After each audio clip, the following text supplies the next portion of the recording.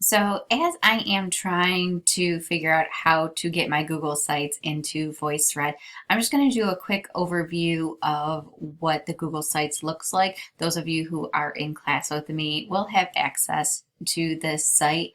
However, I am just going to add it into VoiceThread just as an overview of the materials that it encompasses.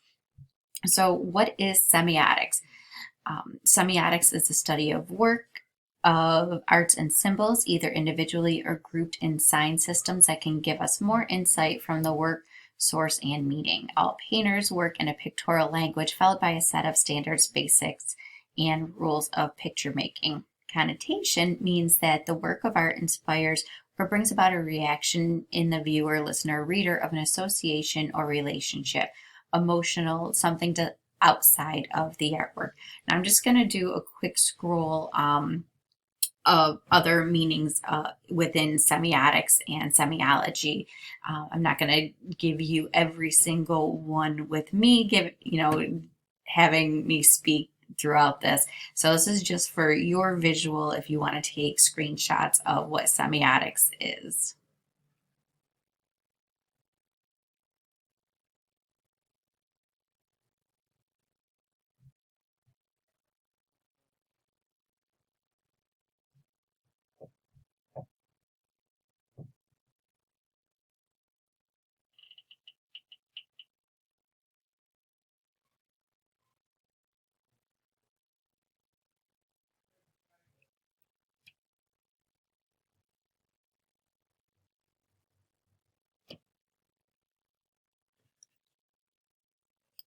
To the artwork page. So everything that you put into your artwork has a deeper meaning, whether you're cognizant of it or not. Always be mindful of what and why you are adding it into your artwork, as well as those who are viewing it. Think of how they are going to react to it. So artwork is all about ideas and your emotions and how not only does it personify who you are, but also reflects the people viewing it, how they view it. Always do a little research of your images and why you're adding them into it. Examples of symbolism in artwork. When we look at water,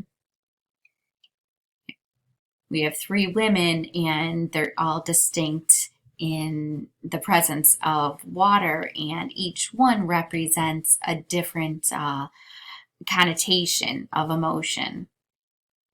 This one looks like she's falling, and yet she's grasping at, you know, the height of it, going through the images of rays of sunlight. She's trying to reach for it. This one, same image almost, where the rays of light are coming down, but her body language has a different, distinct feeling. As now we look at Isabel Emmerich's and the colors that she's using to portray her woman in water. It's almost a surreal ethereal feeling with the pinks and the purples, and yet she's above water. Her nose that she's able to breathe. Symbolism in water, it's vast.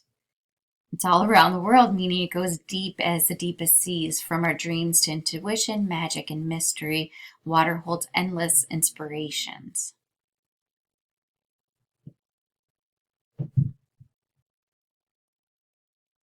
And when we look at the apple has so many different connotations and meanings behind it.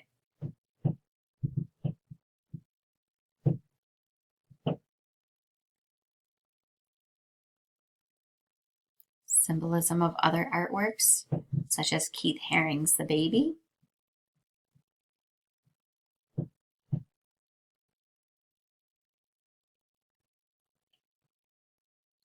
Connotation of the color green.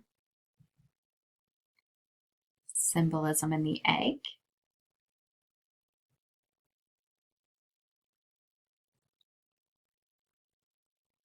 Symbolists in art were researching for a deeper reality from within their dreams and subconsciousness. A large part of symbolism's contribution to modernism comes from its understanding of art as a language which communicates through color, lines, and forms. Much of this belief comes from the interest of symbolists in theosophy, alchemy, and other alternative systems of spirituality in fourth dimensions. Art is generally understood as an activity or a product done by people with a communicative or aesthetic purpose, something that expresses an idea, an emotion, or more generally a worldview.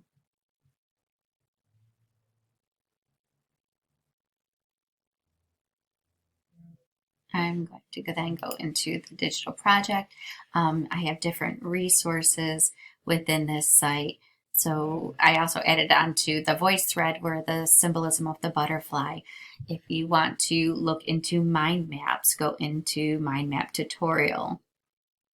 In order to create your digital image, Pixlr has a free website where you can create graphic design as well as GIMP. On your phones, you can use Adobe Illustrator. This is just some free ideas of digital artwork editors. You can even make images in your PowerPoints and use that. There's websites where you can make them come alive. And you can look up VoiceThread tutorials on how to use this site. So your digital art project, it revolves around identity and meaning making. Humans have the ability for conscious thought, decision making, emotions, and the ability to express ideas through social discourse, all of which are highly significant for learning. So you will be asked to make a mind map of yourself. The writing does not have to be in complete sentences, nor does it have to be in paragraph form. This is not to be surface quality, however.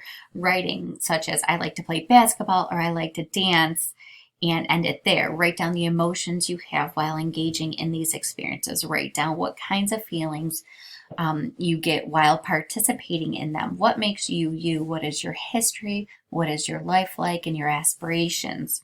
After your web is complete, research each section and think of how you as an artist designer could show these emotions as an image.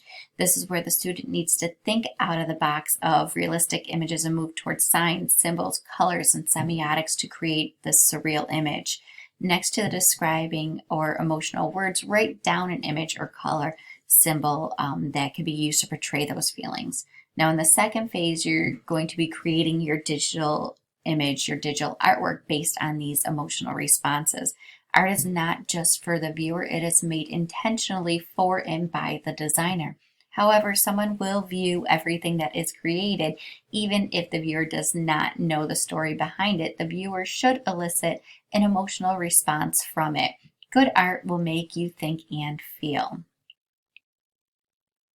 By the end of this, you'll be able to explain semiotic and connotation relationships and how they influence your artwork. Demonstrate your knowledge and use of these terms by creating a digital visual design and justify your personal artwork, its use of connotation and semiotics through your own personal uploaded video critique. And I hope that this helps you a little bit into understanding on your projects. Thank you.